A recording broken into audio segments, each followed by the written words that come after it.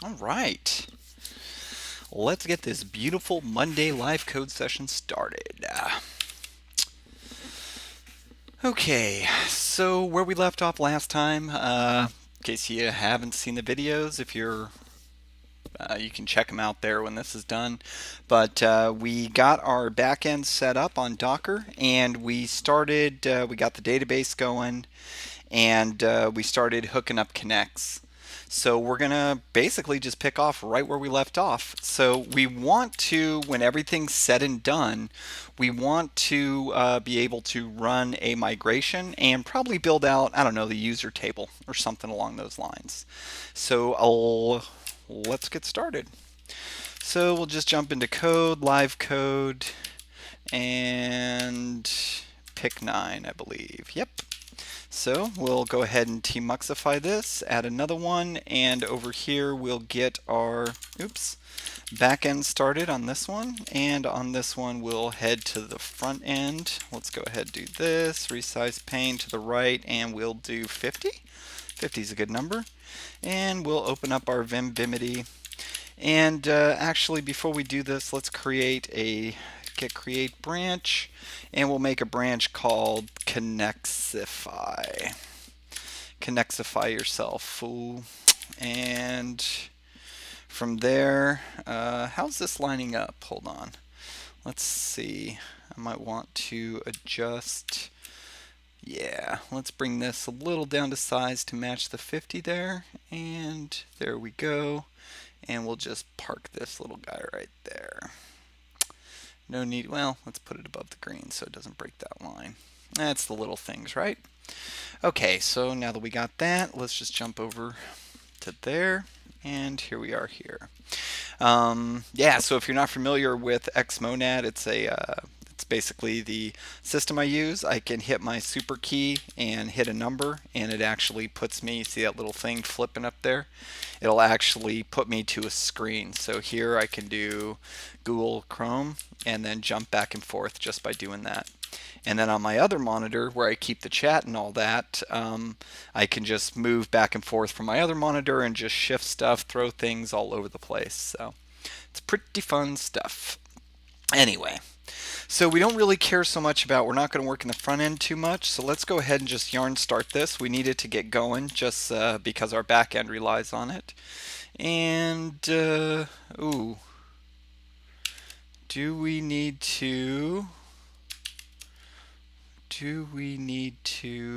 yarn install pure lock file? Maybe we need to reinstall everything. That's really odd. Okay. And again, our front end's not running inside of a Docker container. Hey, Rodsky, how are you doing? So since it's not running inside of that, we don't need to worry about the Docker stuff there. So here we'll just resize the pane to the right 50, just like the other one. And we'll Vimvimity into this, and let's just Docker down and Docker. And that'll basically bring my containers down and bring the Docker up. So today we're not doing the functional programming stuff, we're actually building something. So I'm sorry if it's disappointment, but I will have a continuation to the either type. Probably tomorrow or Wednesday, something like that. Should be fun. Alright, let's see here. Man, that's taken forever. So much bandwidth. Alright, so, oh, it's because we also started the Docker container. So this is going to do the same thing. It's going to create that, then should be able to run our install. Bada boom, bada bing. Takes a little bit of time, apparently, whenever you are live streaming things. Alright, so now let's see if this works. Yarn start. And yep, it's working this time. We just had to install the dependencies. So that's cool. Oh yeah, I still need to look into that. Mental note. Alright, so that's cooking with gas. This is cooking. So now if we do localhost 310, we should get our app. And we got our Muskrat Party Forever. So we're doing good. We are up and running. All right, so I guess the first thing we need to do is in our Docker file, this is basically our configuration to tell us how to do this. I want to redo all this to something a little, there's going to be a lot of like shared properties and things like that. We're not going to be using this. But one thing we need to capture is if you're not familiar with Knex, when it runs, it's going to use the NodeEnv environment, and whatever that's set to, it's going to use that to run it. So let's go ahead and add that. And what we'll do is add that to our Docker Compose, right? So here we want to add our NodeEnv, and since our Docker Compose, this is going to be what we're running on production, we will, N comes before that, so we'll D to this and go NodeEnv. And again, since this is our production, we will do production here. And that way it's going to set it up to signal for production. Hey, how's it going, Tapioca Penguin? Ha! Finally, I pronounced a name correctly. That makes me so happy. The other thing we need to do is for our dev server, that's where we're doing our overrides. We want to set this, but we want to set it to, I believe, development. Let's see here. And yeah, we want to set that to development since that's going to be what it's running on. Get rid of this extra line break here. And we will set our compose to development. All right, so now we have that cooking. We want to remember to update our, because remember we're not committing our Docker Compose override. That's just like an M file. So we need to, ooh, we didn't add the DB stuff to this. All right, so basically we want all of this, and we will replace all of this. Okay, so now that should have our environment variables, everything set up there, and that is really good. All right, let's see who we got hanging out. Still got Roadski. Looks like we lost Tapioca Penguin. That's sad. That was such a great name. Okay, so now that we have that, we now should be able to have that environment specified. So let's jump back into our Knex file.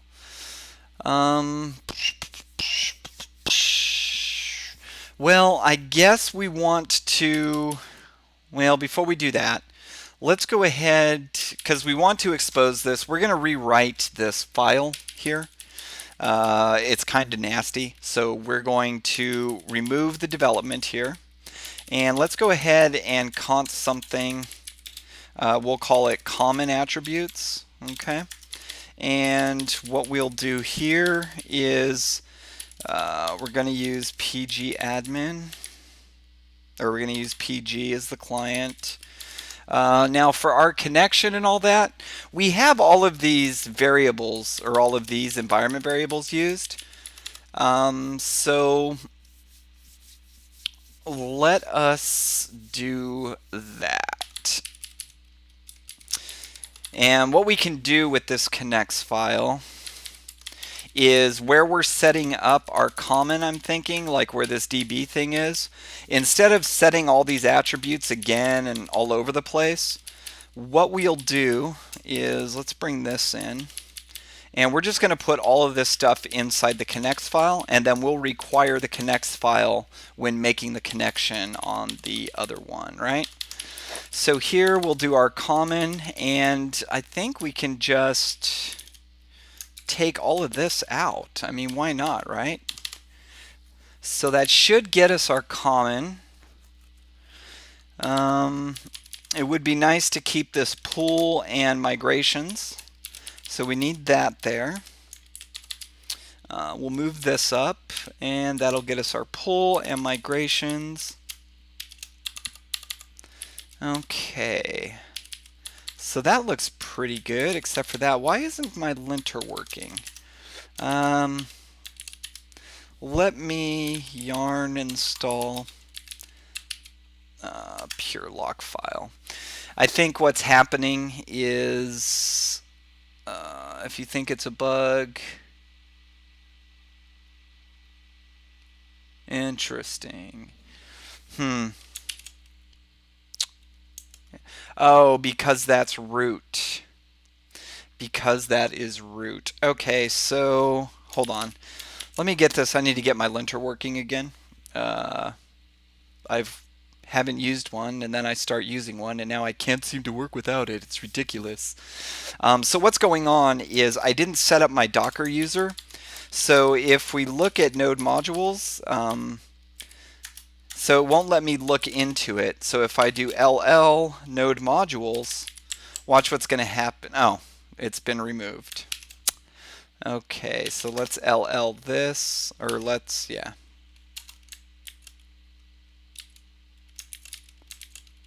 So what should be happening is node modules is owned by root there. And that's because we didn't have a node modules folder before we did it. And the node modules folder was created by the Docker instance, which is the root user.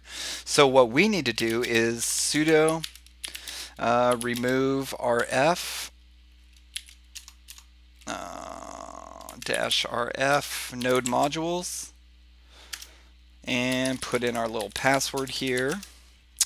And now if we yarn install pure lock file, so what's going to happen is because of the way that we mounted our volumes, it replicated that down. But if we have a folder already there, so now like if we ll here and we look here, we could do this, and node modules is now owned by Evil, which is my user on this computer. So now if we Docker down and Docker up, and the reason why this is important is to the way we have this voluming set up is if someone were to run this on a Mac OS X or something like that, it would get different libraries than what it needs to run inside of the Linux container. We don't run into it here because I'm on a Linux machine, so the dependencies, the way the operating system is being reported to yarn and to npm, it will only provide it'll provide the Linux stuff normally. So we should have that. I didn't see, why did it run that? So there's our DB, there's app. Oh no, it did call it. Okay, so now if I ll cool J, my node module should be owned by Evil, and it is. So that is good, but we still have our node modules separately on the container itself. So now the linter should be working. Yay, the linter is working. Okay, sorry about that. So now that we have this, let's go ahead and we will get rid of everything here. Okay, and we will module.export. And we will do development, and development is just going to use common for now, and we'll do production, and production will use common. Chances are when we go to prod we're going to have different setups, different things like that. Another thing we need to do is we need to point to our directory. So I believe under migrations, this is our migration directory. If we just do directory, and let me just verify that real quick. So we'll go KnexJS.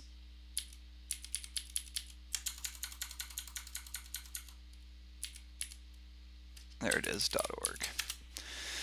So we'll jump into here, we'll go to KnexJS, and with KnexJS we will do, migrations, keeping it great. Migrations, there's the CLI, and let's go down here. Let's just look for directory.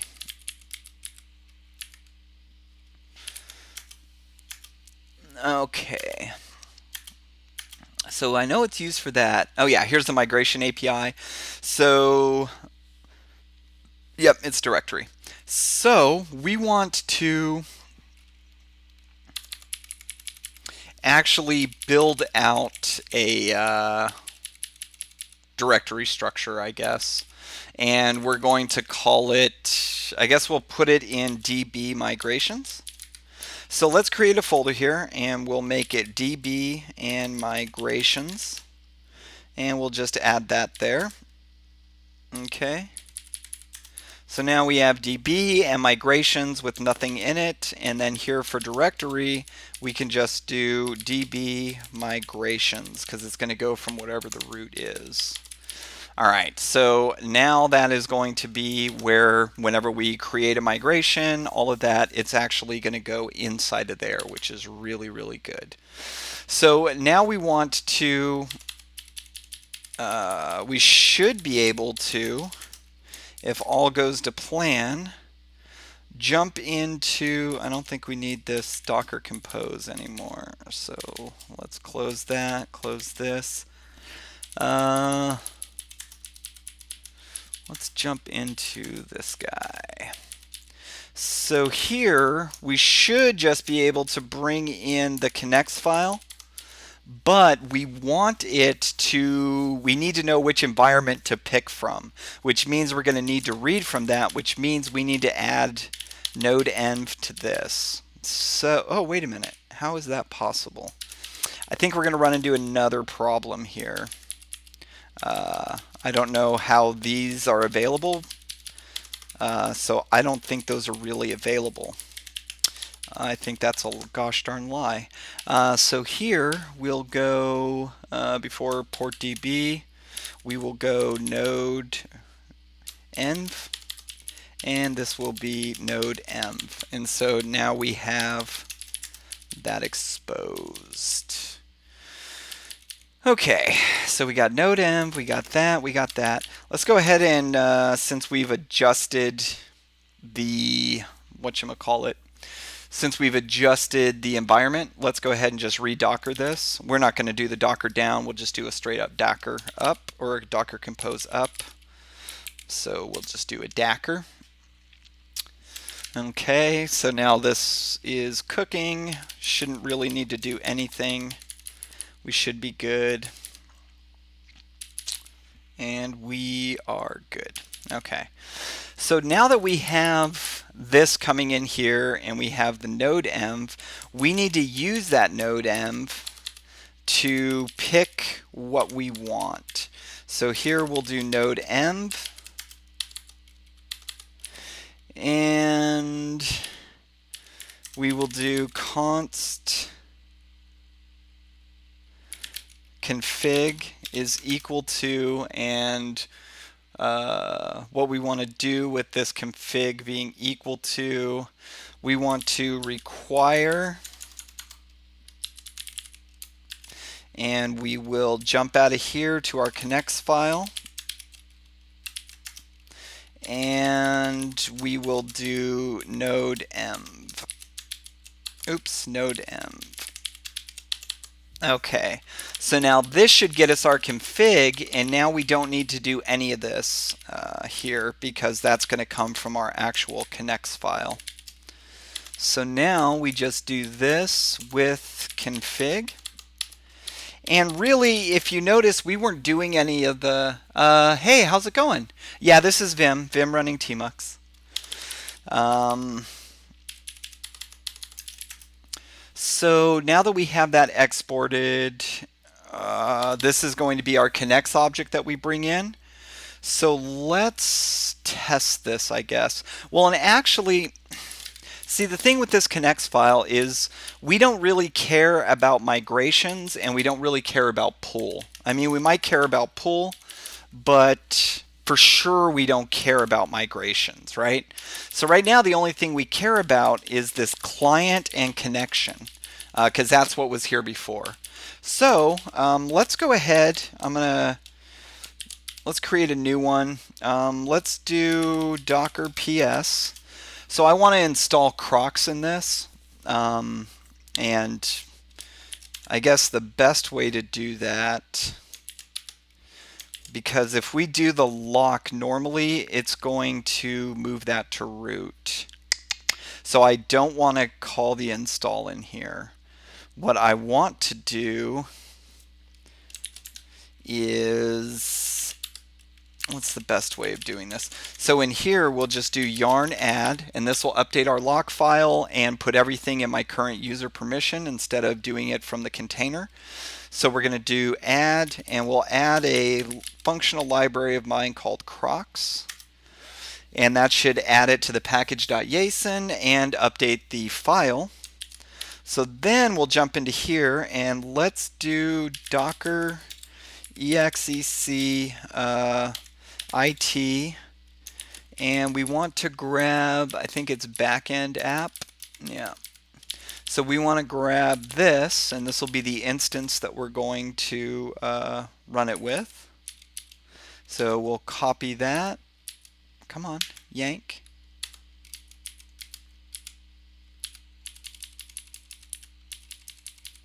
Why aren't you yanking that?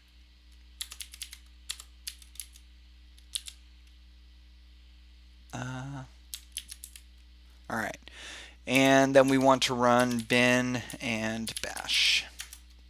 Okay, so now we're in the instance. Now we can just do yarn install, and we'll do pure lock file.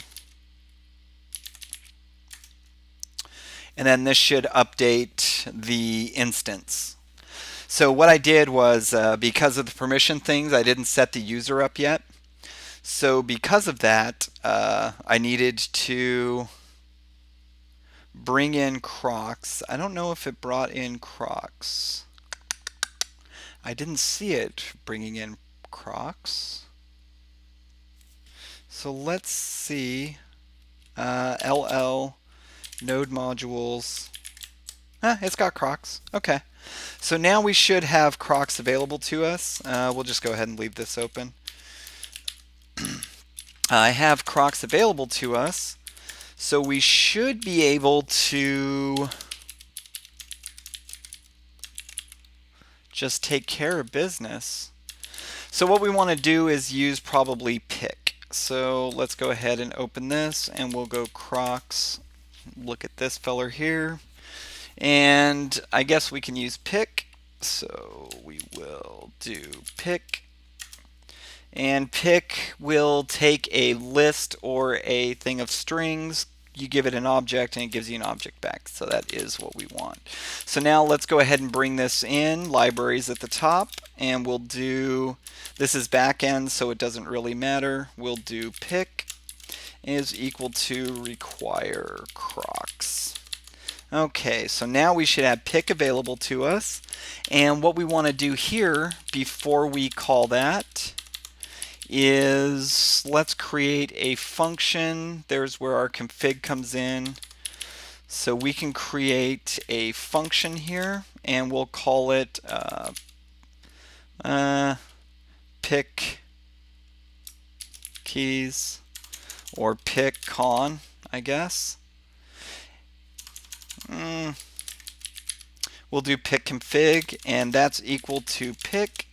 And here we will just do an array of what? We want to do an array of strings, so we'll grab client and we'll grab connection. Okay, and then here we'll just do pick config.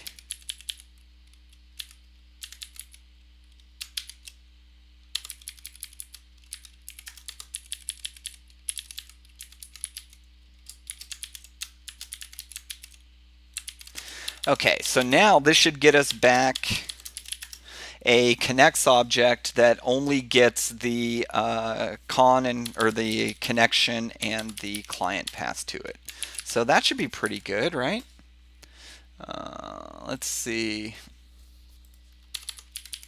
So now we have that. We have that. I guess next is to just actually let's call this clean.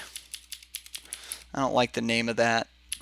So since we're only grabbing this, we really can make this a one-liner. Let's pretty this up a little bit. I mean, we can do better here, right?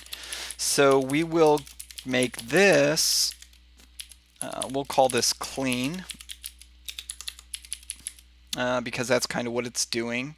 And then this needs to be not that. Duh. It needs to actually pull the environment off of the object that's returned. I mean, I guess we could make that a function if we want. But yeah, let's make it a function. It's best to use functions anyway. So let's do a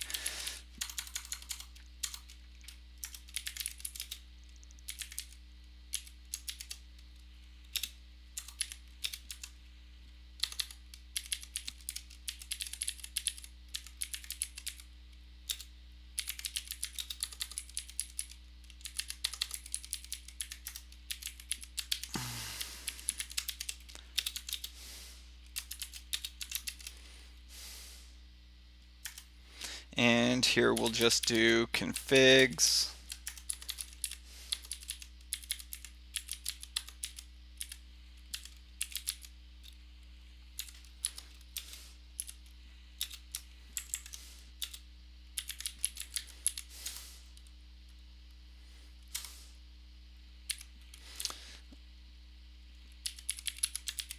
Okay, so this will default it to that. So basically what we're saying is if you pass me an environment, I'm going to look up on configs and return the environment. But if that comes back undefined, then we'll go ahead and just default it to configs development. So that's going to be what our default is. So that way, once we get a staging server, something like that, it's just going to go to development. That seems like a reasonable default. So now that we have this in a function mode, which is much better if you ask me, we can put this back to the way I initially thought it should have been. So now we pass in what our node environment is. We get back either the development or production. In this case, it's both common. And then, oh, but you know what? That's not going to work.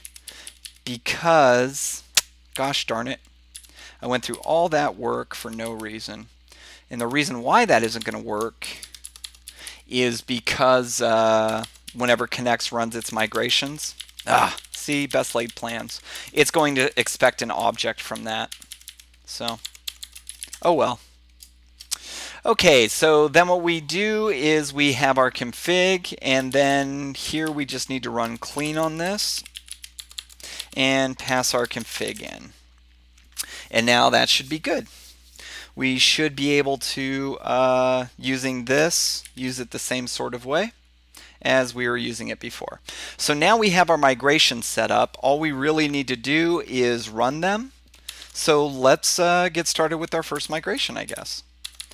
So first thing we need to do to add the migration is let's update and give ourselves a command. It's just a lot easier to put stuff in as scripts. So here we're going to add a, we'll call it DB, we'll call it DB and we'll go migrate, and then we'll do make. So this will let us make a migration basically. And then from there we can go like that and just do connects, because it's going to automatically bind what's in .bin to the path, or it adds bin to the path, so we have this available to us. And then what's it going to do? Let's see here. So what it should do is, I think it does make, right? So let's look at the command line stuff. Here's our configuration, as I like to call it. So we'll call connects migrate make.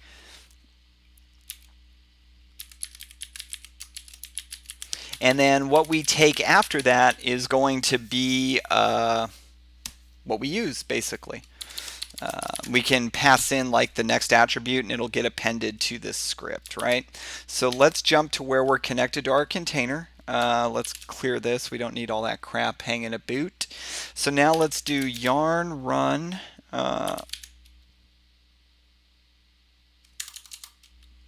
db migrate and make. Okay.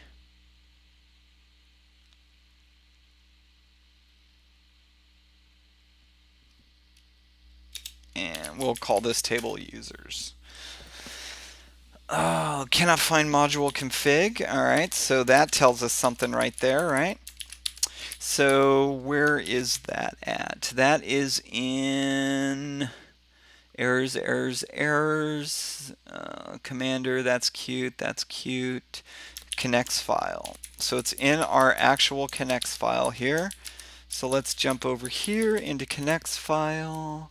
Oh, yep, that's because it wouldn't be there. So this needs to actually go into server config. Okay. All right, so I think we're good there. And it created our migration for us just fine, and it put it where it needed to be. So since we set up our thing, let's go ahead and build our first migration. Good, good, good, good migration. All right, so here we have our little DB and migrations, and oh, what? That's a bummer. So this is read-only, and that's because we did it in the container. So let's remove RF, let's remove RF, and we will remove DB. Okay, so now that should be removed, and we want to actually run this inside of my container or from the host, I should say. So we'll do yarn db migrate make users, and now it created that. So now if we refresh this, cool, we get it back. Hey, Yana Seattle. All right, so now we got our migration built. Let's go ahead and actually build out the migration. So what they give you is pretty much crap. So, well, I mean, I guess this is good. So up to here is good. Oops. We will delete all of that. Same with this and this. And you know what? We can just do this and make this down. Okay, so now we have our exports down, we have our exports up, and we want this to just be connects, and we will return connects, what is it?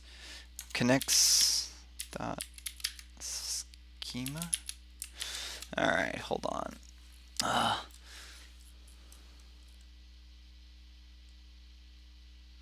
All right, so we want to do table, right? So we want to make a new table, or create table, I guess. Here it is. So we want to do create table, so that's connect schema create table.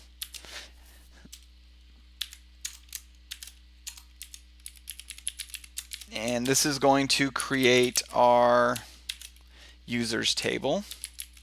And we need a callback for this, so that's just going to be T. And this will make that for us. So the first thing we need is an increments column, and this is going to be our ID column. So this will get us an incrementable thing, and we will mark this as primary. So that's going to be our primary ID key. The next thing we need is a email address. So we'll add a string and we'll do email. And that's just what we'll call it. We want this to be not null. Is it not null? Not null. Oops. Not null. On not null, on not null, having not null. No.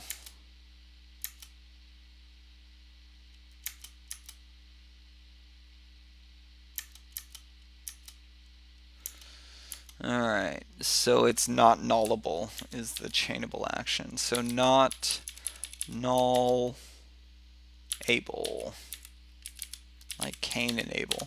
And we want the user unique. We want this to be unique, right? and I believe it's unique. Oh, yeah, it's unique. Okay, so now that will get us our uniqueness constraint. That'll get all of that. The other thing we need is a username. So let's do username. And that's going to be also not nullable and unique. And we need a first name and a last name. And notice, even though it's going to suck whenever I write the queries by hand, because I'll have to quote these out on Postgres, but notice I'm using the expected camel case here that we would use in JavaScript. I don't do like the snake case or things. Mostly just do it this way. This needs to be, oops, first name here. And this needs to be last name. Delete 2N and we'll do last. Just so we can have, I don't know, maybe I could put full name or something like that, but hey, why not? So then we need a password field, which is going to be just a hash. And anytime I do a hash, this is not nullable as well. Okay. That's a function, and now we need a salt. So for every password, even though we're not going to have like hundreds of millions of users on this, so it's going to be hard to rainbow table it anyway, I still, anytime, you never know what you're going to do with the database, I always salt with I generate a salt every time that the password is changed, and I use that salt as the initialization vector for the hash that I'm using. So that way every record has its own bit of unique data for it. Anyway, stupid stuff, but it's the little things. So now we want to do timestamps, and this will get us, is it timestamps? And I think it's true, and this will default, but let me check.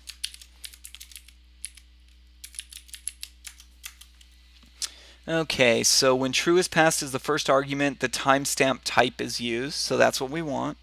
We want the timestamp type for Postgres, and I want default to now to be true, so that'll set up all my defaults for me. So it is true, and that's going to add a created at and a updated at.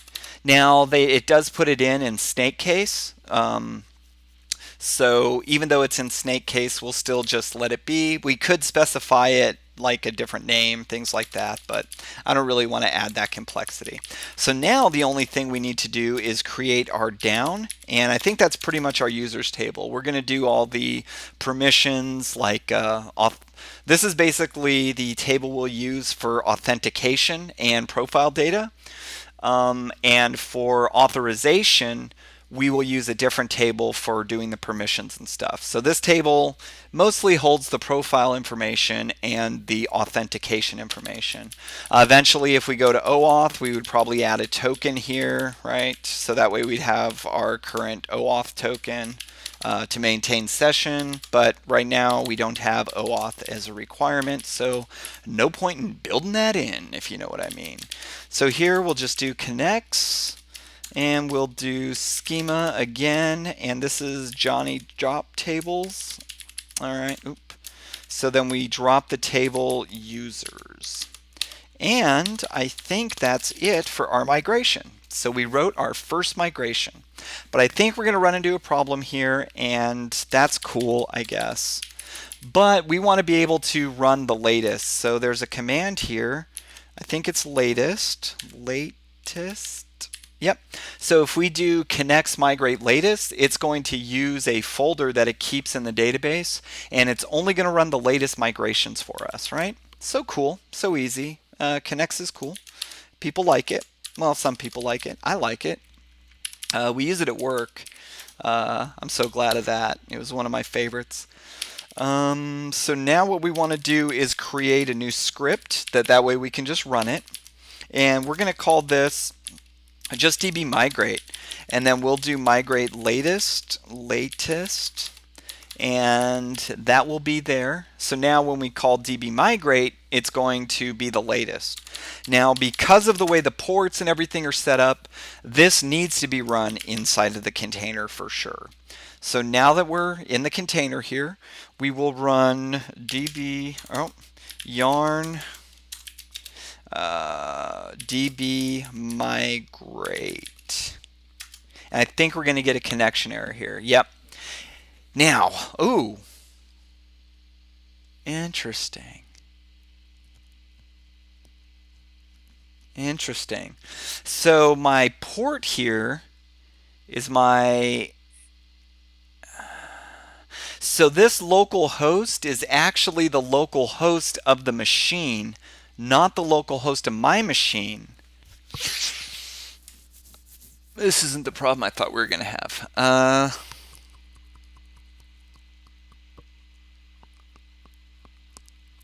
Darn it. Okay, so this creates a problem because the port... Oh, crap. All right, well, let's see if we can fix this real quick. Oh, man. That's unbelievable that I forgot that. Okay, so...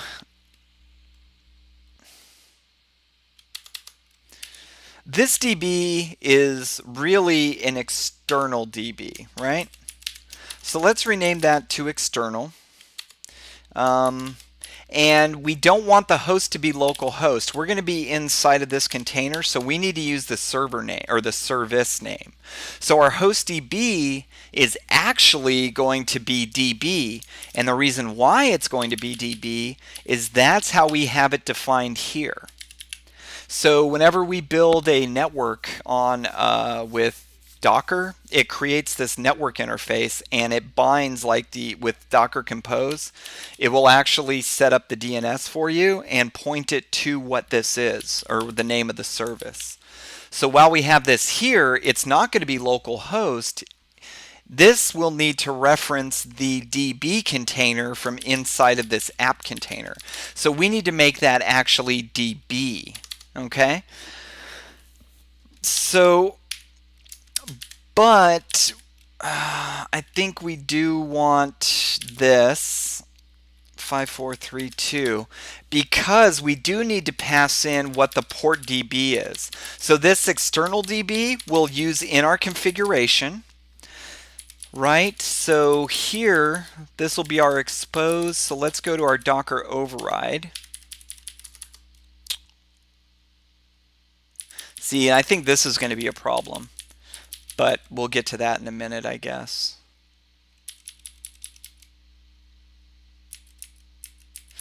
Okay, so this port DB needs to actually be port DB external, right? And this could be port DB. All right. So now the thing on the right is going to be the host, or the what it is inside of the Docker container, like what's been exposed, and to the left is going to be the external or my host port. So this should set up a mapping to take whatever's on this, which is 5432, which is Postgres thing, and it will map the external port of 3020, so whenever we use our Postgres viewer or whatever, it will use that. So I think that will work. So let's close out of this because we're going to have to, since we're updating the environment and everything, we're going to have to close that down. All right, so we have that, we have that. What are we going to do now? Okay. All right, now I think this will work. I think this will work. What do you guys think? I think we're going to run into that other issue with that Postgres DB. I don't think those are available because they are on the DB container. And if that's the case, oh goodness gracious. If that's the case, we're going to need to do a little more finagling here. So let's Docker down and then Docker again.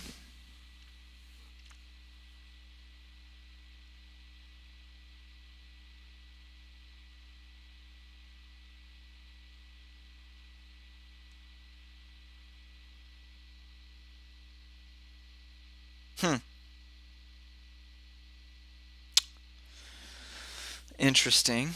All right, invalid port 3020 should be remote. Yeah, so that's right.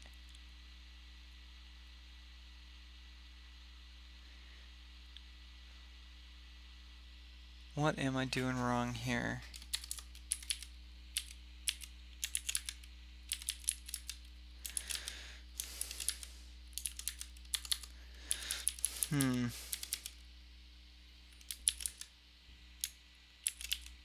Interesting.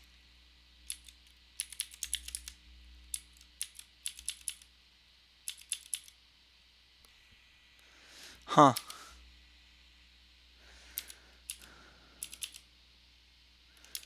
We have port DB, right? Oh, that's because it's in the example. Sorry about that. So we have port DB and, all right, so we need to take all of this and then actually move it into our, there we go. This should work now. And we want to update our example to be this.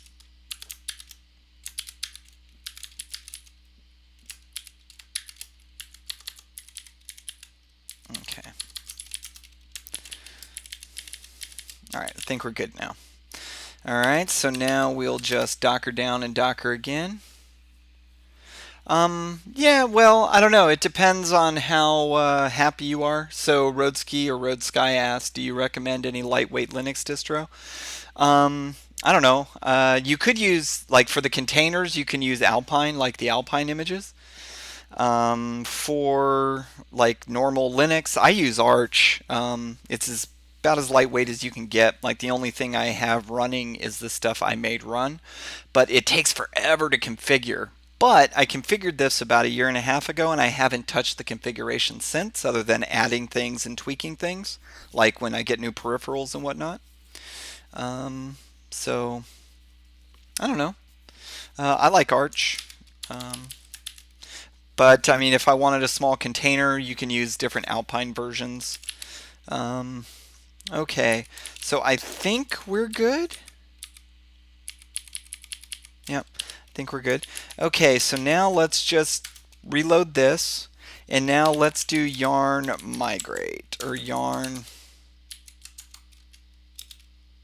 db migrate. And this should run our migrations. I think we're going to get another error though. Yep.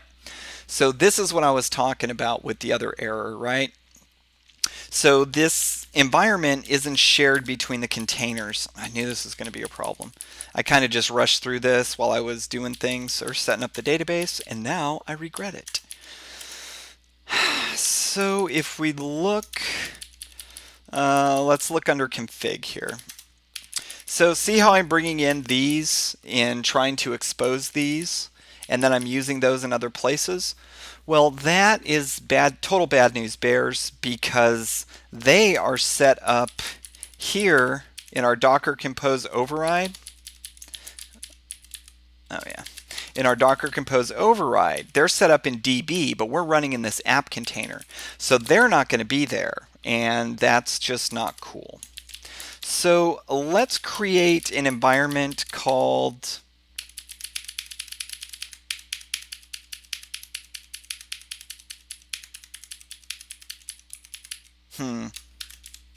let's just add it in here.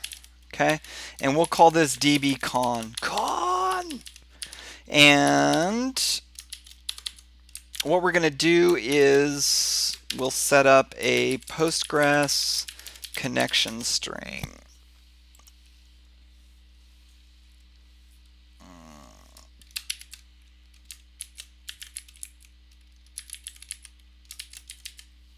Okay.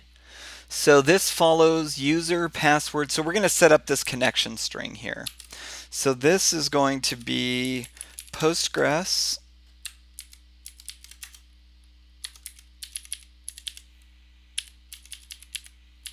and here we'll put, that's going to be the protocol instead of HTTP.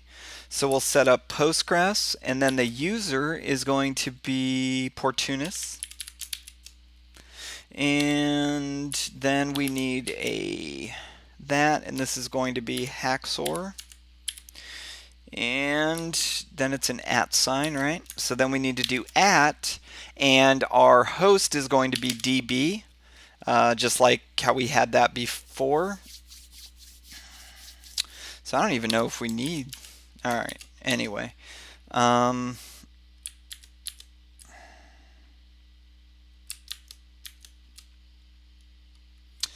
our DB name is going to be Pick9. So we do /Pick9. And I think that should be our connection string. So now we have that as an environment. Let's jump to here. We'll exit out of here. And we need to bring this in. So let's get rid of all of, let's see what we need. So we need port DB, we need that. Do we need port DB?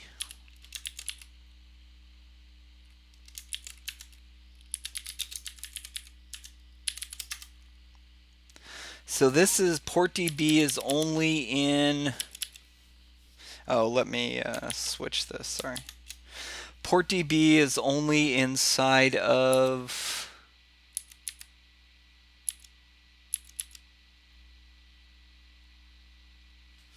it does to port DB, so let's awk port DB. And that's in our connects file, and our connects file is going to be taking that string, so we don't need port DB. We don't need, so let's see where host DB is. And that's in the connects file, so we don't need that. What else don't we need?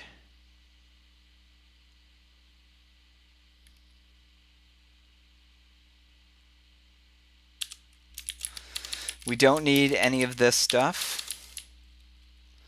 Really, this is all we need.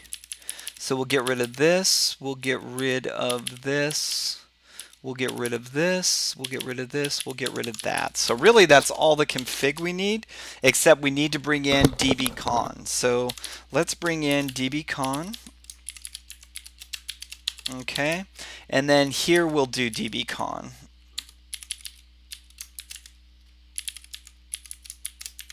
And this is going to be our connection string. Okay, so there's DBCon.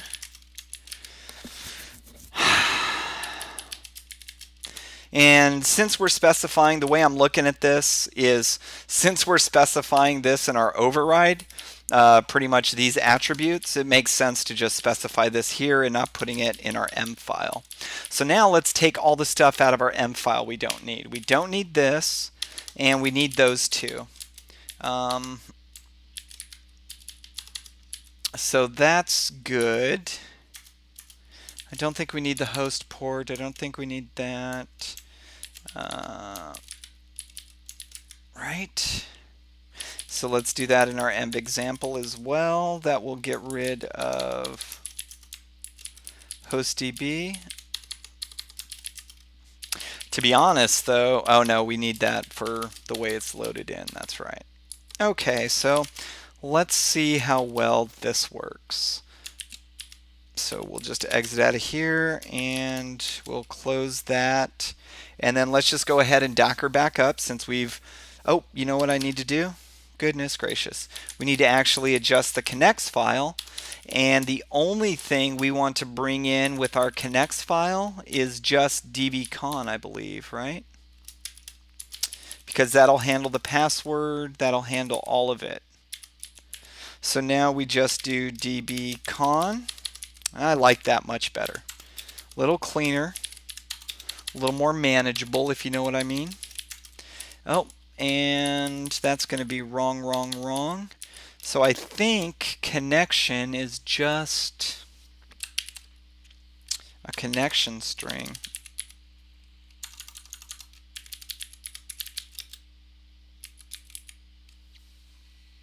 Yeah, so it's just a connection string. So it must check to see if it's a object. Okay, so we should be able to just bring that string right in, and we will just do DBCon. Okay, so now that should be good, I guess. I don't know. Poop. All right, so now we can just, let's go ahead and clear this so you can see what I'm doing. And we'll just Docker this up and get it running again. Since we adjusted the environments and things like that, we probably missed a connection somewhere or something like that. But hey, that's just the way it goes.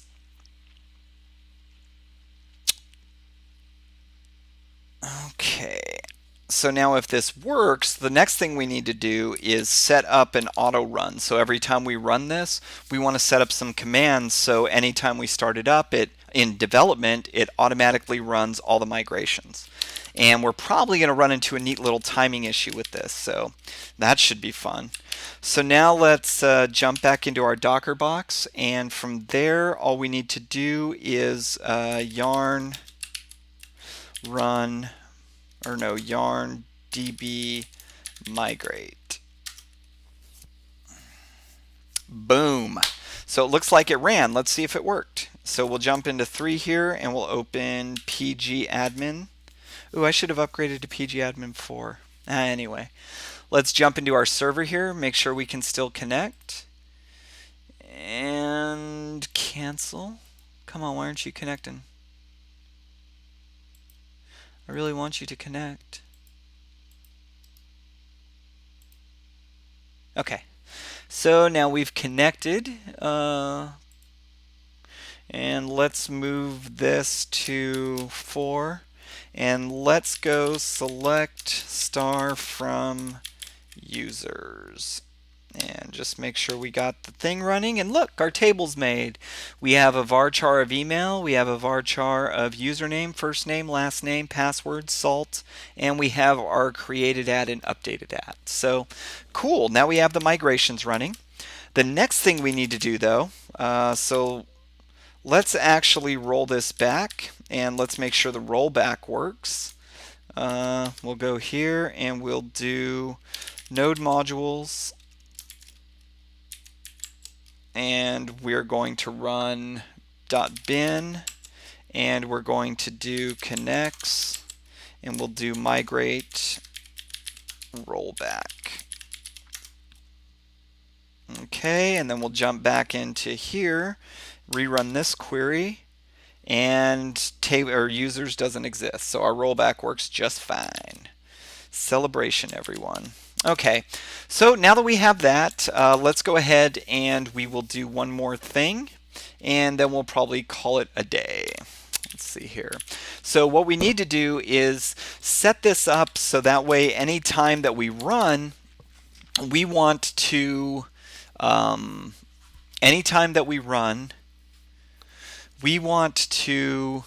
run our migrations, okay? So to do that, we're just going to open up our package.json, and we'll make another thing here.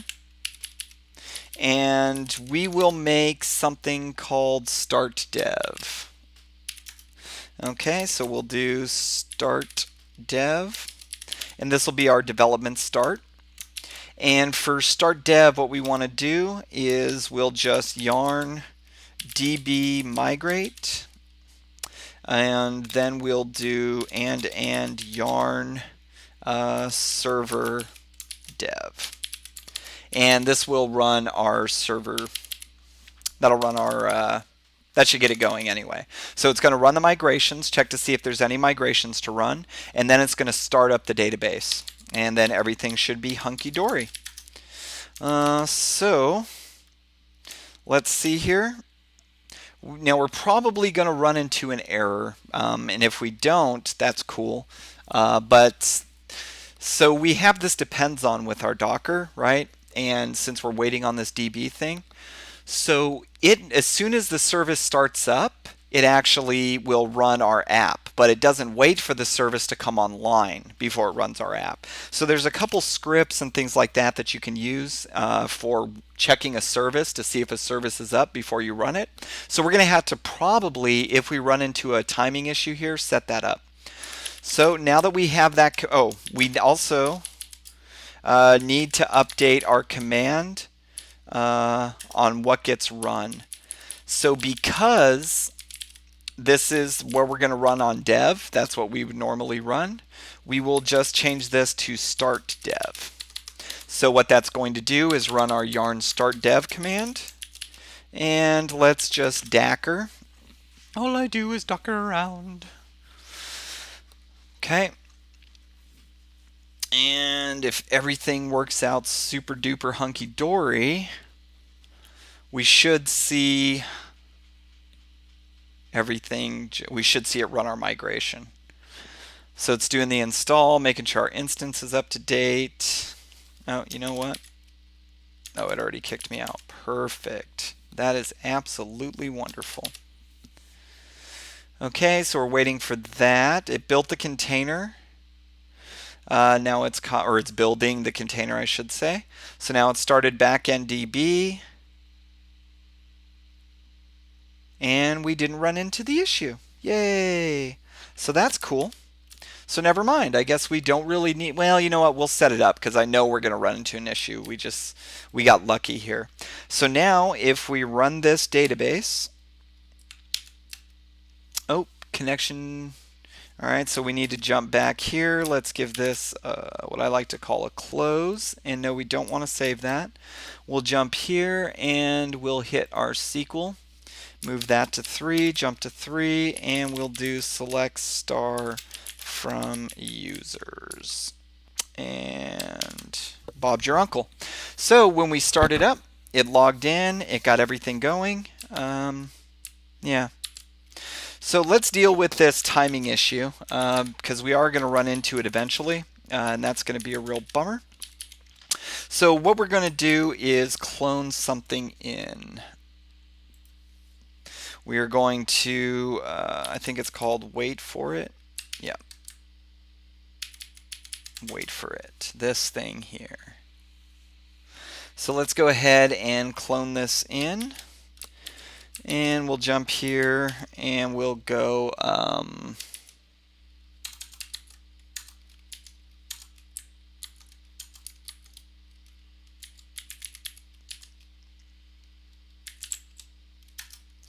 and get clone, and then we will paste that in and we'll just call it wait for it. So now we'll pull this down. Let's jump into wait for it. And we have a license and we have that. So now let's copy license. So first let's go here and let's make something called scripts.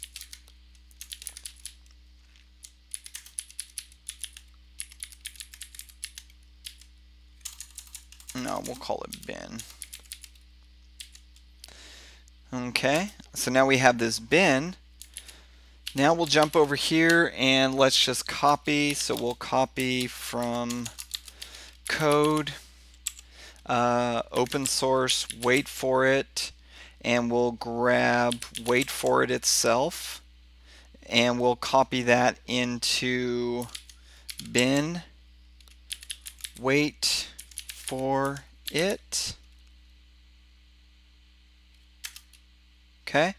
And then we also want to copy the license over, since this is going to be part of our program, or since we're going to put it up there, we want to include the license for it, and we probably want to do the README.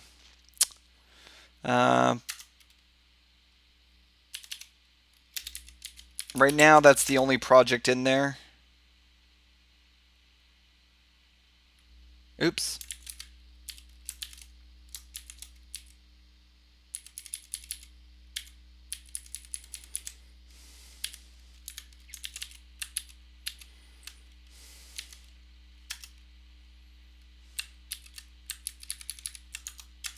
Okay. All right. So later on, we'll probably make it a folder or do whatever. You know, it should be fun. Okay. So now we exit that. Oops, I exited the wrong thing.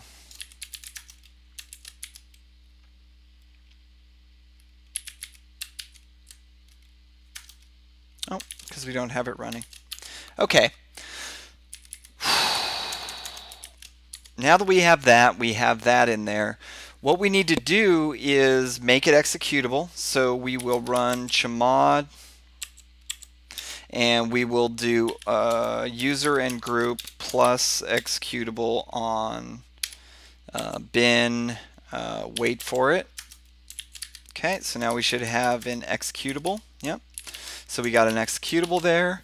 And then we need to update our Docker Compose override. Okay.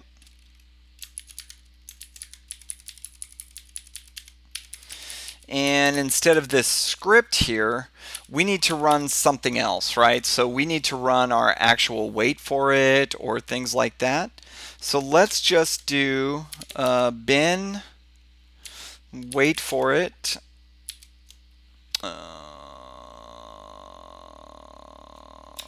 And then we're going to put in the host name and the port 5432. And from there, we're going to execute our run. So now, if all of this works out,